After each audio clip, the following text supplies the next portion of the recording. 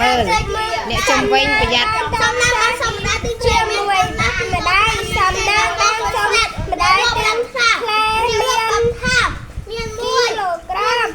មាន1គីឡូតាម2000រៀលអំបិល1ស្និតអ្នកលក់បានថាមាន1គីឡូក្រាមតាម1000រៀល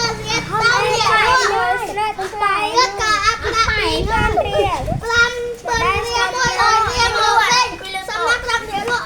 អំស្បែកអាប់លុយលើក្រោយដាក់ប្រាក់រៀលហើយ10000រៀលទៅលក់ស្បែកជាអស់លុយ5000ជារៀលទៅមកវិញសំណាក់សបាយចិត្តសំណាងប្រាក់សំណាក់សបាយចិត្តណាស់បើវាក៏ឆ្លាក់មួយចេះធ្វើអត់ឡើយ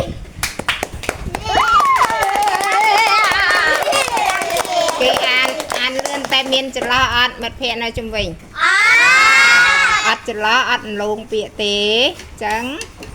ជ័យជំនះបានទៅលើអ្នកណា